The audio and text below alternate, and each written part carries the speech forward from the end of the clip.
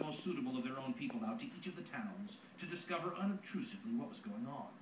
One of these men saw a youth being taken as hostage from the town of Asculum to another town, and informed Servilius, the proconsul of the region. Servilius hurried somewhat hot-headedly to Asculum, issued dire threats to the people of the town, who were celebrating a festival, and was killed by them in the belief that their plans had already been detected. In addition, they put to death Fontius, his legatus. Once these two had been killed, none of the other Romans was spared. The Asculans assaulted them, stabbed everyone to death, and looted their property. End quote. What Appian is saying is that the witch hunt that went on in the Roman Senate was to purge any of these senators who were supporting the same ideas that Drusus was. Because in typically confusing Roman fashion, it would be nice to be able to say that the aristocracy supported one side and the common people were supported the other. It wasn't that way. There were people all mixed up. There were powerful aristocratic senators who saw the wisdom in giving citizenship to the Italian allies, and there were others who didn't. And the equestrian, the business class, seemed to be the most diametrically opposed to the idea. The problem was that the people who were pushing for citizenship for the Italian allies had put their finger on a real problem. They could tell that the Italian allies were near the edge, and that unlike the other times that reformers had been killed in Rome, this wasn't just going to go away this time. Marcus Livius Drusus's assassination became the final straw in terms of the Italian allies, and their ability to put up with this any longer. They had been waiting for generations for what they considered to be their due, working within the system the right way, only to get thwarted again. And not only did the Roman Senate not seem to be very sympathetic after Drusus died, they went about their merry way, just doing their little political games, while the Italian allies had decided they had enough. And they started a conspiracy, as Appian says, exchange hostages, which is the ancient world's version of solidifying a contractual obligation, to make sure someone sticks to their part of the deal. You send your powerful people, or the children, or the relatives of your powerful people to the other city and say, if we break our part of the bargain, you can do whatever you want to these hostages. And then when the Romans figure out something's going on, and they send some investigators to this town in Asculum, the investigators are killed, so they can't go back to Rome and tell the Romans what's going on. And the Asculans just let all caution fly to the wind, kill all the Romans within their midst, and the war is on. A war that will eventually take the lives of 300,000 Romans and Italians. Become known in history by several names. The most popular are the War of the Allies, or the Social War, breaks out in 91 BCE. And what ends up happening is the Italians decide to form their own state. They've had it. And they get their own capital in a city called Corfinium. They copy the Roman constitution, essentially, because remember, these are people who are admirers of Rome. They didn't want to leave. But if they're not going to be included, they're going to set up their own state. So they form this state based on the same constitution. They elect consuls and senators from all these different Italian regions. They mint coinage, which is a little like a middle finger being thrown Rome's way. When you see what they put in the coins, one of the most popular designs shows the Italian bull, one of the traditional symbols of Italy, goring the Roman wolf. Now, think about how difficult a conflict this is going to be for Rome, because it does a number of things. The first thing it does is totally screw up the Roman foreign policy agenda. Normally when Rome's talking about defending Italy, the goal is to not let the enemy in Italy. Just like Hannibal more than 100 years before, he comes down into Italy, he destroys the countryside for years, he turns all these rebellious Italian cities against Rome, so the policy had been for a long time, just don't let the enemy in Italy. When the German tribes, the Teutons and the Cimbri are coming down from the north, the whole strategy is, blockade the Alps, don't let them into Italy. Well, the day the war with the Allies breaks out, the enemy is in Italy, because they are Italy. And Rome is surrounded by hostile Italian cities overnight. The other problem Rome faces is that in any war Rome was going to get into during this period, at least half the manpower they were going to rely on for the legions was going to come from these same Italian allies they were now fighting. And finally, the Romans had a bunch of advantages over the enemies that they faced.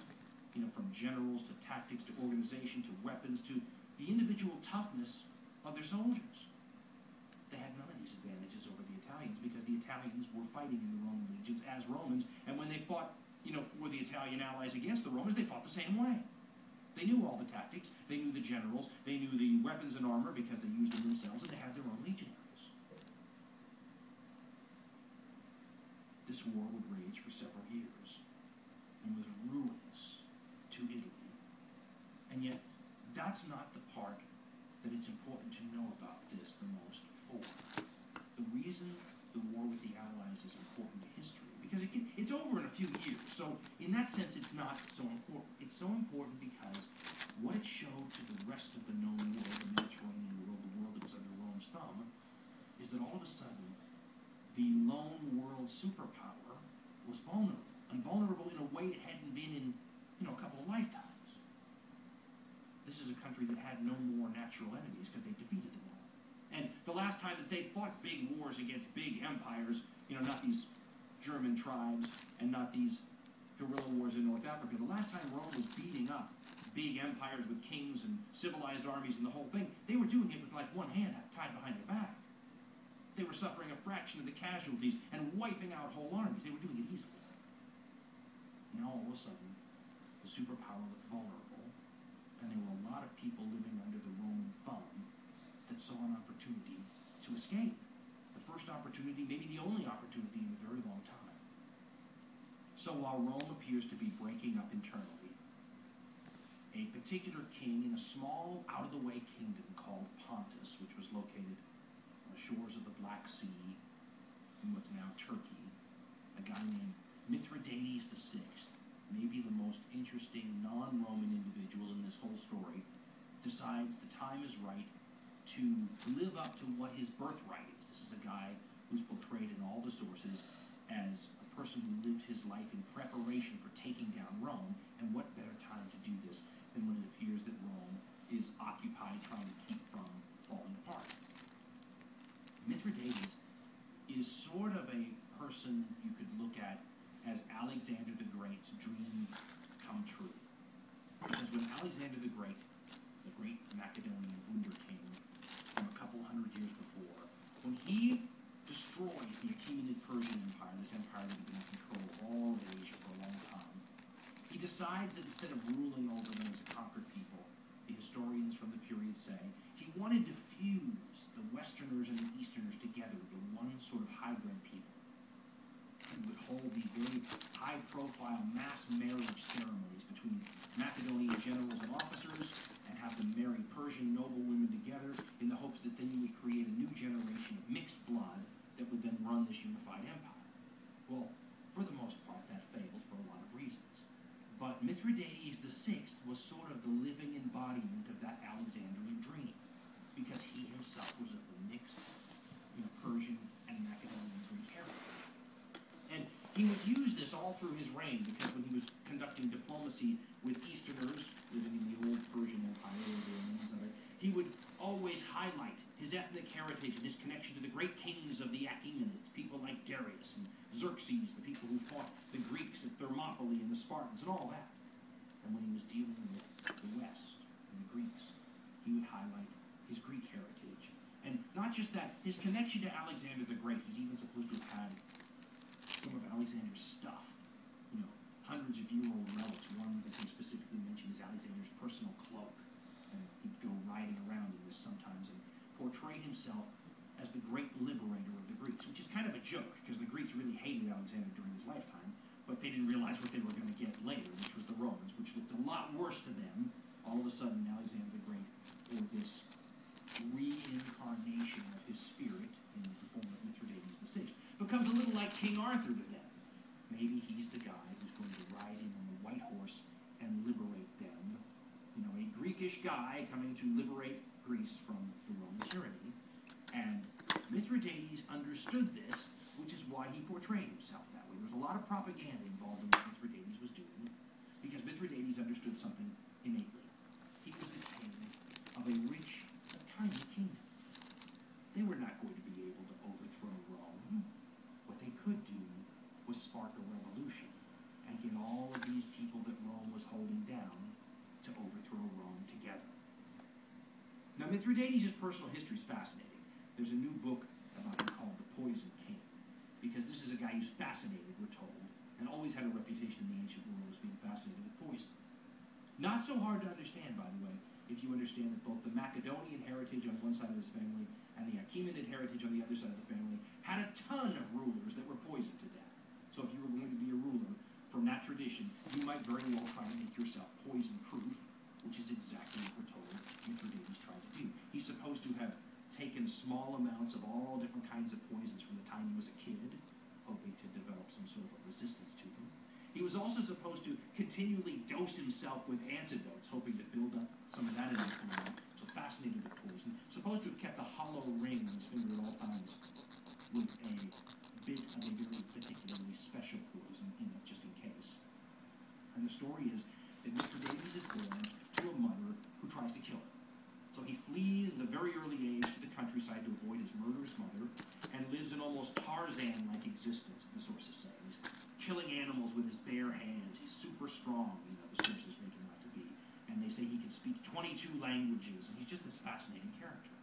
But when he becomes old enough, we're told he gets an army together out in the hinterlands, marches on his capital, or the one that should be his capital, deposes and kills his mother, kills a brother, marries his sister, which seems like a good idea at the time until he finds out, we're told, that his sister was trying to kill him, almost certainly using poison. So he kills her, it's said, by poison, and now he's in charge of this area.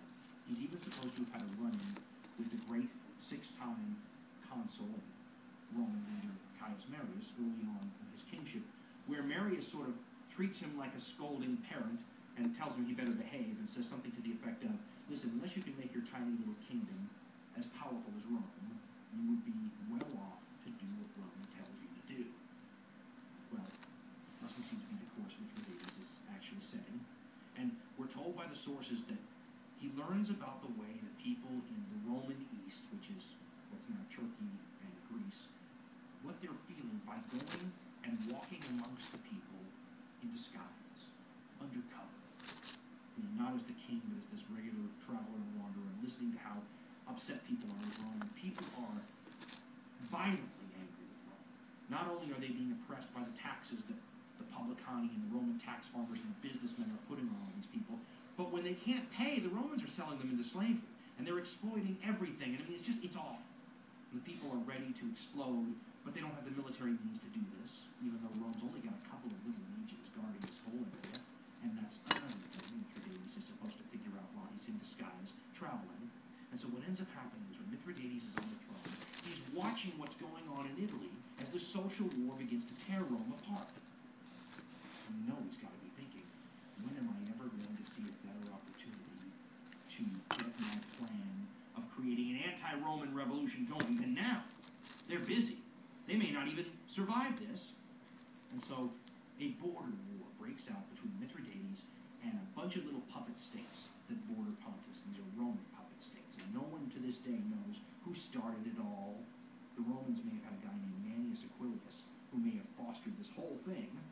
And there's a conspiracy theory, by the way, that Manius Aquilius was a client of the great Gaius Marius, and that this whole thing was part of a plan to stir up a war so that the Romans would have to turn to that discredited old man who's living off, on his wealthy estate, brooding about that seventh consulship the seers and prophesizers told him he was going to get, but that he hasn't had yet. He's getting pretty old, but no one knows if Manius Aquilius actually did that or not. What is known is that as soon as the war breaks out, instead of it being a long, slogging match, Mithridates rolls over these client kingdoms and then continues to just go forward. He doesn't stop at the kingdom of the people he was fighting with. He goes into the Roman East and rolls over the small little amount of Romans that were there defending him, and very quickly finds himself on the shores of the Aegean Sea with a chance to cross into Greece very quickly. It's a shocking state of affairs, probably even shocking for Mithridates. Who would have thought that this king of a tiny little kingdom in the middle of the backwaters of the Roman hinterlands would do this, or could do this?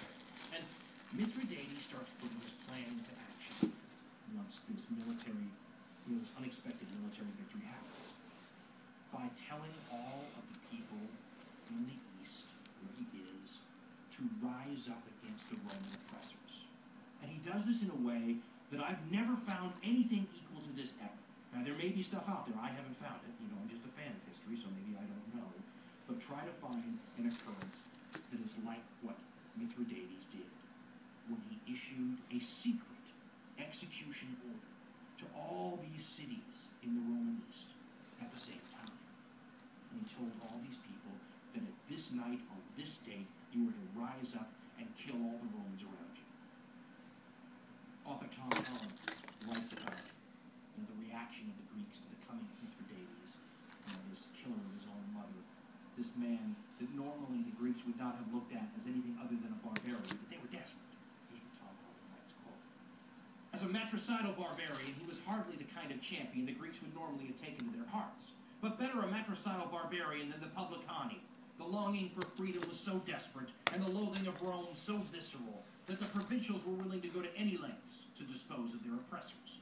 In the summer of 88 BCE, when Rome's chains had already been thrown off by Mithridates' is offensive, by the way, they were to demonstrate this in a horrific explosion of violence. Aiming to bind the Greek cities to him irrevocably, Mithridates wrote to them, ordering the massacre of every Roman and Italian left in Asia. The Greeks followed his instructions with savage relish. The atrocity was all the more terrible for the secrecy with which it had been prepared, and the perfect coordination of the attacks. Victims were rounded up and slaughtered by hired assassins, hacked to pieces as they clung to sacred statues, or shot as they attempted to escape into the sea. Their bodies were left to rot unburied outside city walls. 80,000 men, women, and children were said to have been killed on that single deadly night." End quote. Now, what this does is it forces all those peoples onto Mithridates' side and assures that they're not going to switch sides, because now the Romans aren't going to forgive them anyway. They've cast their murderous lot with Mithridates. It's like a blood pact. And he then goes on and pushes the propaganda, the part that's going to get him the support he needs. He's just a tiny little kingdom. How's he going to overthrow Rome? By inflaming all the anti-Roman tension everywhere. What's he got to do that? He's got to portray himself as the liberator, as the long sought-after, prophesized avenger from the East. And there are prophecies predicting this, and Mithridates has people add to them, and he makes it sure that it looks like it fits him perfectly. And he even captures that guy, Manius Aquilius, who's supposed to have had a role in starting this war so that Rome could, get even more territory and more money. And here's how Tom Holland describes how Mithridates uses all of this for propaganda purposes. As a blow to the Roman economy, this was calculated and devastating. But as a blow to Roman prestige, it was far worse. Mithridates had already shown himself a master of propaganda, resurrecting these Sibyl's prophecies and throwing in some new ones of his own in order to make them appear more relevant to himself. The common theme was the appearance of a great king from the East, an instrument of divine retribution sent to humble the arrogant and grasping superpower. The mass slaughter of businessmen was only one way in which Mithridates chose to dramatize this.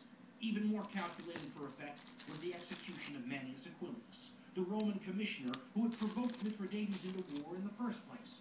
Falling ill at just the wrong moment, Holland writes, the unfortunate Aquilius was captured and dragged back to Pergamum, shackled all the way to a 7-foot barbarian. After tying him to an ass and parading him through jeering crowds, Mithridates next ordered some treasure melted down.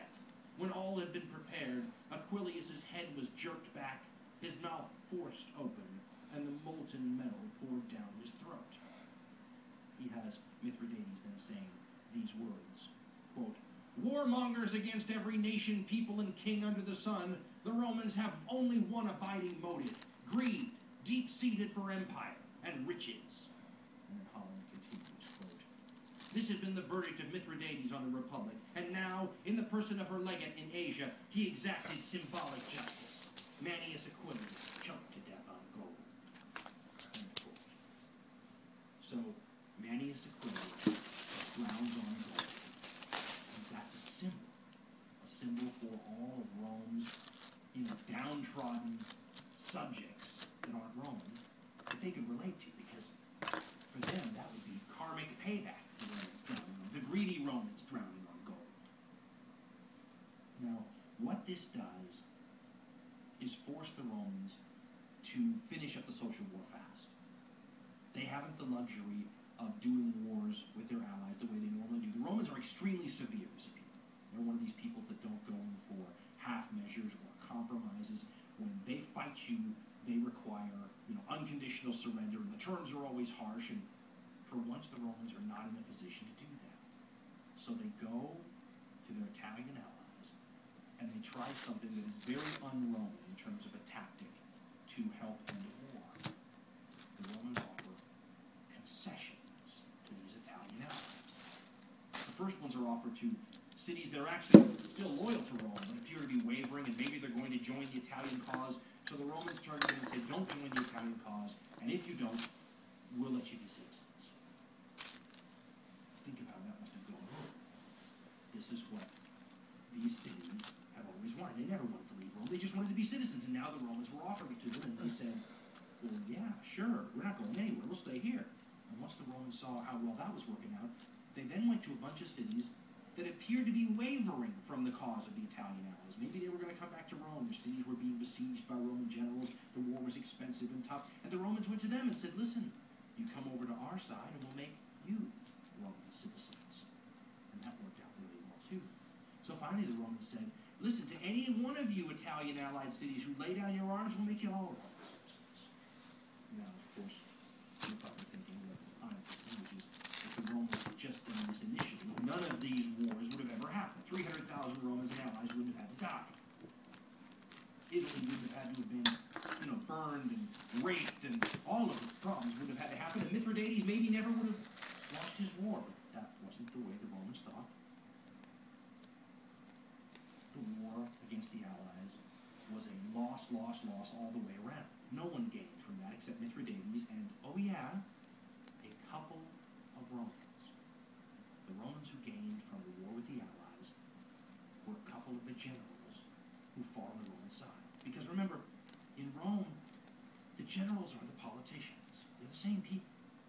And the tradition was for a general to do really well and then go to Rome and run for high office and capitalize on how well they did. Say, look how well I did in the war.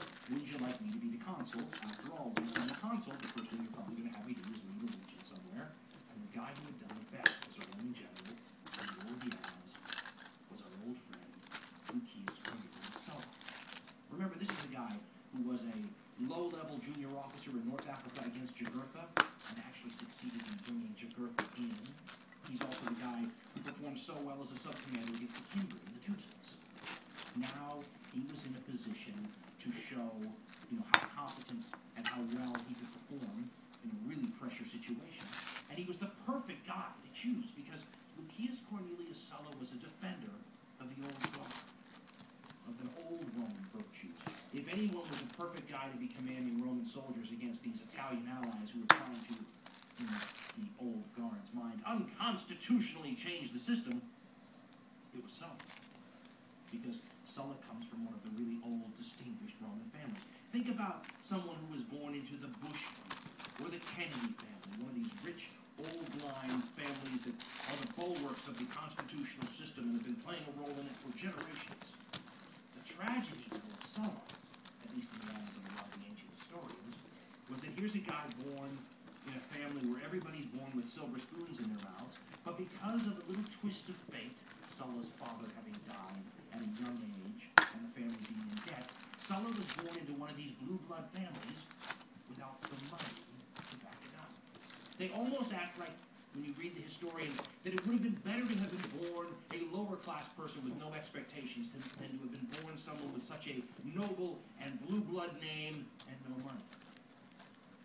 I'm told that when Sulla is a young man, he has a sort of a wasted youth. And yet in typical Sulla fashion, he would even benefit from, going against the grain. Here's a guy who hangs out with all the wrong people while growing up, the kind of people that any sort of typical Roman moralist would have said, well, you're going to end up in a bad way for hanging out with this kind of crowd, and manages to profit from it anyway. Sulla manages to capture the attention of one of the highest paid prostitutes in Rome, who falls head over heels for him to such a degree that when she dies, she leaves her fortune, because she's such a high-paid prostitute, to Sulla. That, along with another inheritance he got from his stepmother, he's able to convert into, typical Roman political advantage, that being a obviously gifted commander in all these earlier wars. And by the time of the social wars, Sulla is poised to benefit in typical, Roman general fashion from the conflict. And he becomes one of only two generals who does well in the war.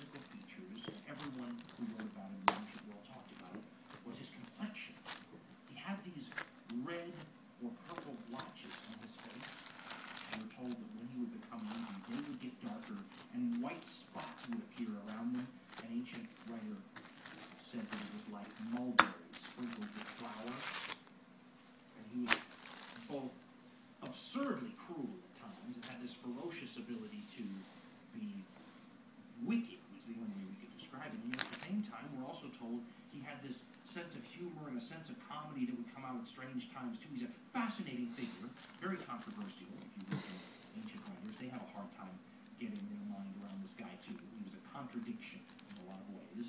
And yet, in this civil war between the Romans and their allies, he's the most dependable general the Romans have, winning battle after battle, and really solidifying his ability to capitalize on all this politically. There's only one other Roman general that the Romans can count on, to be consistently victorious. And it's somebody who also benefited greatly from this war with the allies, because otherwise there would have been no reason to ever hear from this guy again. It's Gaius Marius, the old man who'd been retired in disgrace after backing Saturninus, a decade previously. That was a guy who was probably going to rot in retirement, except that this social war created a need on the Romans to go grab any general they could find. They needed every good general they had, and like him, or hate him, fear him, or worry about him, Gaius Marius was one of the most brilliant generals in Roman history. And so in their time of need, they opened up an opportunity for Marius to come back too. And he and Sulla are the ones who benefit the most from a war against their own people. Sulla benefits from it so much, though, because in 88 BCE, when he's besieging a city called Nola, which is one of the last holdouts in this social war. There are some people, by the way, in the social war that won't surrender for years. The Romans' most bitter Italian enemies forever were the Samnite people. The people that the Romans just scorned and hated and were shocked and scandalized by. Hill people made it very difficult for the Romans to get to. And these people, the Romans always considered them sort of boorish peasants who wore iron rings around their neck, and scandalously both sexes would allow barbers to shave their pubic hair in public. Just the sort of activity that would be, designed to upset Roman morals. The Romans would let you do almost anything in private. You're caught doing it in public. So the Samnites will fight on for a long time. So Nola, though, is being besieged by Sulla as this war is winding down. And Sulla thinks, hey, great opportunity to go to Rome, run for the consulship. He's the guy who brought Jugurtha in and ended the guerrilla war in North Africa, making a big name for himself while he was still a junior officer. And he performed so well in the wars against the Cimbri and the Teutones a decade or so before, and now he thinks with his conquest in the social war, he's well known enough, and he's got enough accomplishments under his belt that the Romans will vote him consul. He goes to Rome in 88 BC, runs for consul, and is elected. But while Sulla is in Rome, running for the election, being elected consul, once again, violence breaks out in the city. And it's interesting because if you look at the way some of the Roman historians write about the political violence in Rome amongst the various political factions in Rome, it always seems to come at a time when things are pretty safe. When major wars are happening, the Romans band together and forget their differences, but once wars are solved and finished, like this social war winding down, that opens the door to the Romans fighting amongst themselves. And when Sulla returns to Rome to run for election, once again, another radical reformer in the mold of all these other guys has arisen. In the mold of the Gracchus brothers, and Saturninus, and Marcus Livius Drusus, and now the guy's name is Sulpicius. And Sulpicius is pushing a cause, as they all are. This one is a good one from a justice standpoint. He's pushing the cause of the Italian allies. And you say, well, why would he be pushing that? Didn't the Italian allies just get citizenship, which they'd always wanted? Yes, but in typical Roman fashion, the Romans couldn't just give them citizenship. They had to cheat them. And they cheated them in the fine print. The Roman system was intricate. The Roman political system had all these little loopholes. And, we would call a lot of what they do gerrymandering today, and little ways to tweak the system and disempower certain peoples. That's what they did to the Roman allies. They assured that the Roman allies would be included in voting bodies that almost never influenced the vote. And it must have been arcane and hard to figure out, because the Roman allies were not fools. And yet they laid down their weapons, stopped a war that they had already lost lots of people in, based on the promise that they were finally going to be citizens, and then once they lay down their weapons, they get to find out that the fine print makes them citizens, but you're never going to really impact the vote. So this guy named Sulpicius arises. He's another tribune of the plebs, and he's pushing a number of things, debt relief, all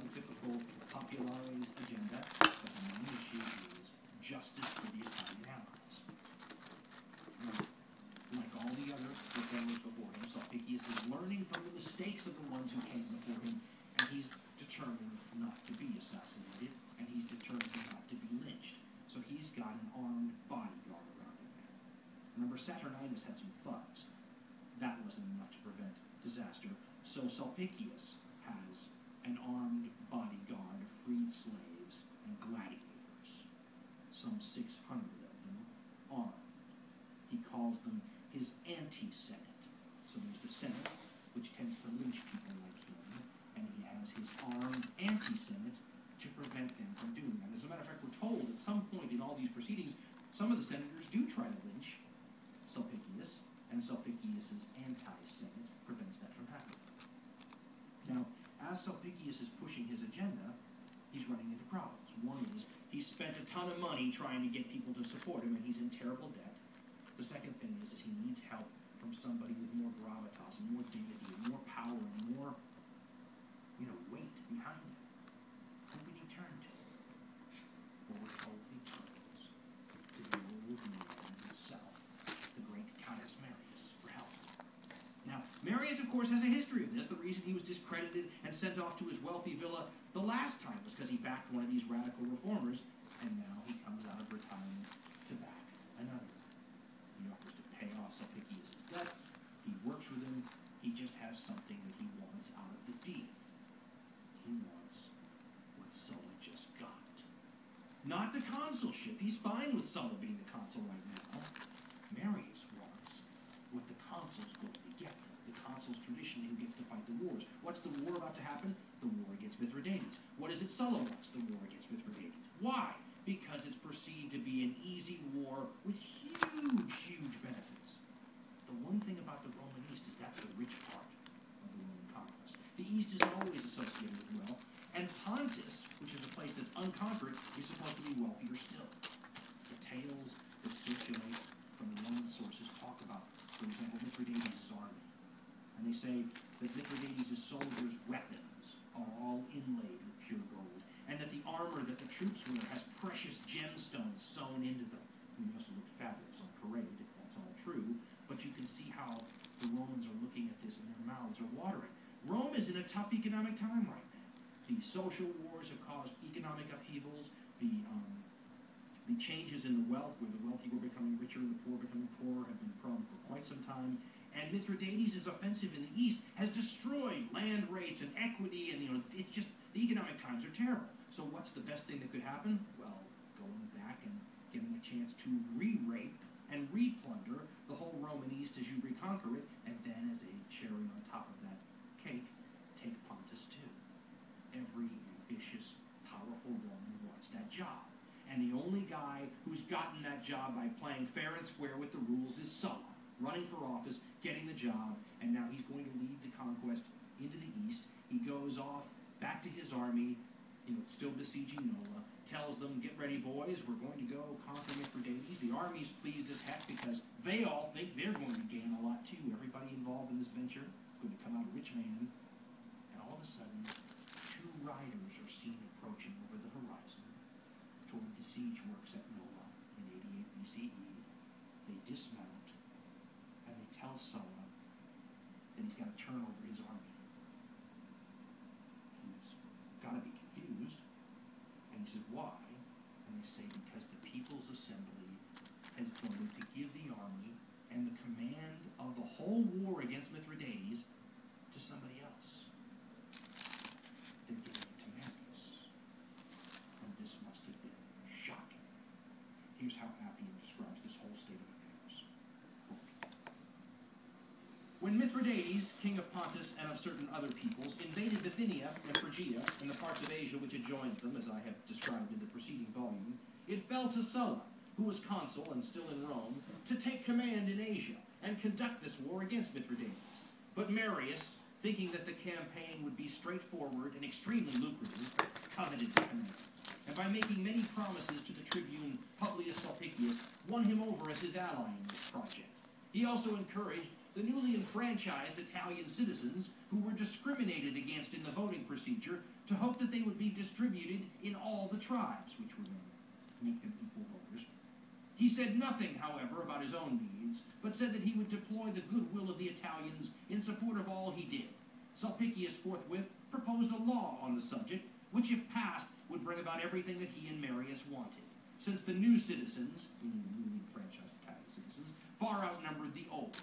But the latter realized this and strenuously opposed the new citizens. They fought each other with clubs and stones, and as the violence mounted, the consuls, concerned because the day for voting on the law was imminent, proclaimed several days' suspension of public business, as was done for the religious festivals, in order to postpone the voting and give some intermission from the disorder. Sulpicius, however, did not wait for the end of the period of suspension, but instructed his supporters to come to the forum with concealed daggers and obey whatever orders he might give, even to attacking the consuls, should that be necessary. When everything was ready, he condemned the suspension of business as illegal, and told the consuls, Cornelius Sulla and Quintius Pompeius, to lift it immediately, so that he could proceed with the voting on the laws. In the ensuing uproar, those who had previously prepared drew their daggers and threatened to kill the consuls, as they were contesting Sulpicius' demand, until Pompeius slipped away unobserved, and Sulla withdrew, on the pretext of consultation. Meanwhile, Pompeius' son, who was related to Sulla by marriage, and was expressing his views rather freely, was killed by Sulpicius' partisans while he was actually speaking. Sulla reappeared, withdrew the suspension, and hurried to Capua, to the army there, intending to go across to Asia and take charge of the war against Mithridates, for he was as yet unaware of any of the measures being taken against him.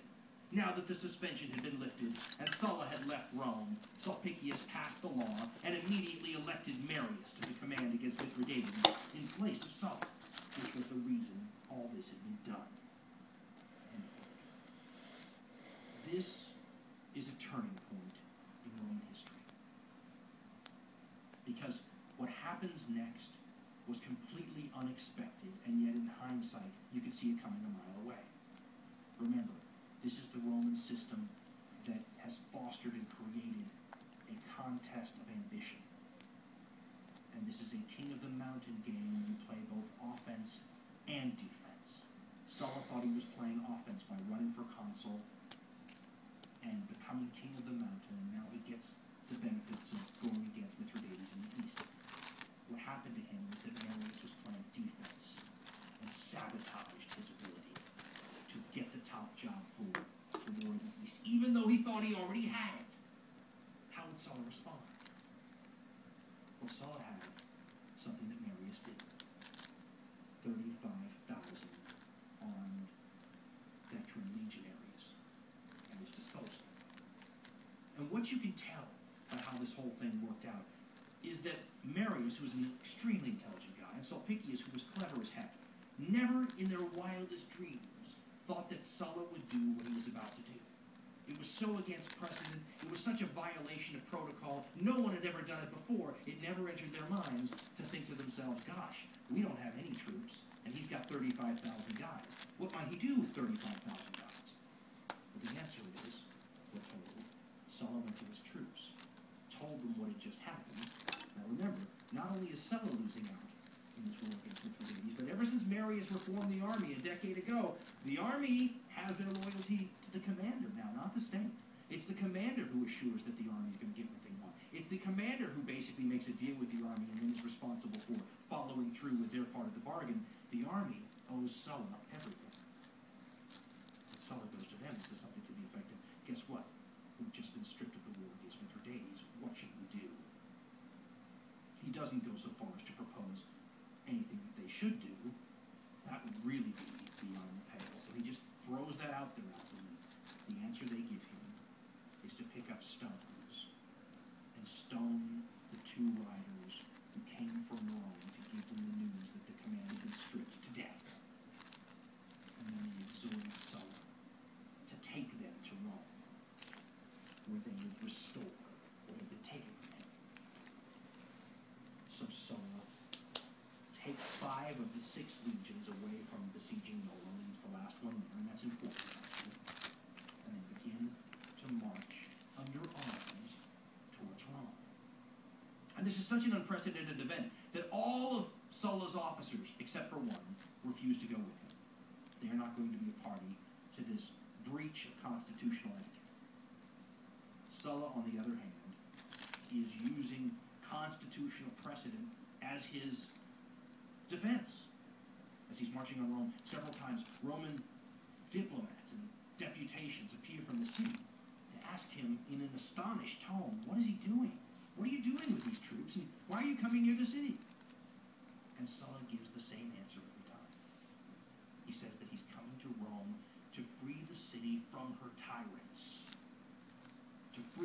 the unlawful domination of a faction. In other words, Sulla is about to commit a violent breach of constitutional etiquette on the grounds that he needs to do this to save the Constitution. He is destroying the Constitution in effect in order to save it. As Sulla and his troops approach Rome, there comes a point where they get close enough that they can see the pall of smog that we're told hangs over the city at all times. Remember, Rome is an ancient city. It's quite large, where everyone heats their homes and cooks their food and conducts their business by fire. So there's going to be wood smoke everywhere. And by the time Sulla and his troops are close enough to see that smog, we're told the last deputation from Rome, representing Marius and Sulpicius, arrives at Sulla's camp and tells him to please stay there. Don't come within 5 miles of the city. And they were almost desperate. They said that the Senate is going to meet, it's going to take up this whole issue, and Sulpicius and Marius will be bound by whatever they say. Just don't do this, because what Sulla was about to do was a violation of almost religious principles. It was an ancient boundary that was supposedly set up by the mythical founder of Rome, Romulus. It's called the Pomerium. And you were not to cross this. It was a violation of everything that the Romans held dear. And at this point, it became obvious that this is what Sulla was doing. Either this or he was bluffing. But Sulla understood that the Senate was being cowed and was under the control of Marius and Sulpicius. And so Sulla told the deputation that they could go back and tell Marius that they would stay 5 miles away. And as soon as the deputation turned around, headed back to Rome, Sulla and his troops followed. Now, you have to imagine what the conditions must have been like inside the city. Remember, there's no CNN that they can just turn on and find out what's really going on. The city must have been rampantly moving. First of all, the people there must have been just as incredulous as anyone else. Since something had never happened before, troops coming in the city in their arms to actually overthrow the government of the city, that must have been almost impossible to believe. One wonders what the tension must have been like. I've actually seen my home city under occupation, if you want to call it that, by our own military forces, the National Guard, during the Los Angeles riots, and I have a special news pass where I can go out in the middle of the night and see armed troops on every street corner with the lights out in blackout conditions, and it is an eerie feeling. One gets the impression that the Romans were starting to feel that same sort of strange feeling about what's it going to be like with armed men all over the place in our city, a day or two from now. We're told that as Sulla approaches, the consul that's been deposed by Sulpicius and Marius, Pompeius, runs out of the city and heads to join Sulla, and then Sulla and his legions begin to take up positions at all the different entrances to Rome, and he begins to push into the city. Now, Marius and Sulpicius have armed everyone that they can think of arming, slaves, gladiators, anything, and they're making their way towards the entrances as well. Meanwhile, the people who live on either side of these roads, who live in multi-story tenements, begin entering the fray themselves. Once they see troops entering the city with a conservative general leading them, these people who probably for the most part in these tenements formed the Populari's main base of support, began throwing giant heavy tiles off the roof and stones, big enough so that you needed 2 hands to throw them off the multi-story buildings down on the legionaries. And we're told that the legionaries had to actually retreat toward the wall because the number of missiles being hurled down at them was so intense. Now, Appian says that Sulla simply threatened to burn all the houses down, and the people stopped. Plutarch says that he told his archers to use fire darts and lit the buildings all on fire. And as the buildings are burning and people are toppling off the roofs and running and trying to avoid being killed, because, as Plutarch says, Sulla's move doesn't just, attack Sulla's enemies. Fire doesn't distinguish between friend or foe, and everyone in these buildings is becoming a victim. And Sulla is said to have grabbed a torch and literally led his troops by hand. Appian says that this is the first time in Roman history that the political disputes and the ambition between these two men, Sulla and Marius, have brought the state to a point where this is not just a political faction fighting it out with daggers. This is not just assassinations. These are not just lawsuits, which used to happen all the time when someone left office as a way, to initiate payback. This is the first time in Roman history that 2 Roman armies with trumpets and military standards and legionary weapons and everything are fighting it out in the streets. And Sulla manages to get some troops behind the Marians, taking a road that leads all the way around the rear, and we're told that as soon as the Marian forces, the forces fighting for Marius and Sulpicius, realize they've been surrounded, they melt away, screaming all the way for the slaves to join them. Both Appian and Plutarch say the slaves don't. Sulla moves into the city center. He takes some troops and takes them out in public and punishes them for looting some Roman buildings. And this is important because the minute Sulla gains control of the situation, he begins to put his political spin on what he's just done. He's violated one of the most important rules, the Romans had. Now, with hindsight, we may be very blasé about the whole thing. Oh, yes, this happens all the time in Rome. It happened all the time after Sulla. It had never happened before. The Roman writers blame Sulla for breaking this taboo that restricted all these ambitious generals from ever considering this. Once he did it, it became easy to do. Sulla punishes these Romans for looting houses as a way of telling the civilian population that we did not come here to conquer. We came here to reimpose the law. And we reimpose the law by showing that these Roman soldiers are not to loot Roman homes. And then he tells the people to go back to their homes, and we're told they spend a very weird, tense evening where Sulla's going from post to post trying to make sure no violence breaks out, nothing evil or terrible happens. And then the next day, he calls this frightened population to an assembly to explain his rationale for what he just did. Appian says, quote, "When day came, they called the people to an assembly, expressed their regret that the state had for a long time been in the hands of demagogues, and said that they had acted as they had out of necessity." End quote. Sulla then proposes some changes. Like most conservatives, he felt that the problem in the Roman system for a long time had been the power of the tribune of the plebs, the tribune of the people. Traditionally, this is a position that has a negative power, the power to veto laws that the people are against. Since 133, when Tiberius Gracchus used the power to actually propose laws to the people, Rome has been in an uproar. Sulla decides to reverse that power and says that no laws can be given to the people till the Senate approves them first. He also puts in some other restrictions that literally take the Roman system back 250 or so years.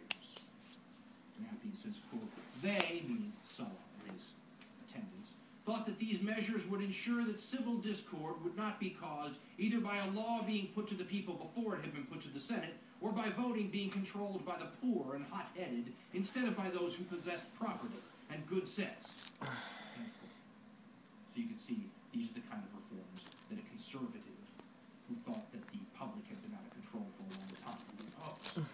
Now, the reason that Sulla was imposing this is because he planned to go off to the east and fight this war against Mithridates. And he knew darn well that you've got to make some changes, or the minute you're gone, all of Rome's just going to get back to what it was doing, fighting amongst itself, unless the system is fixed.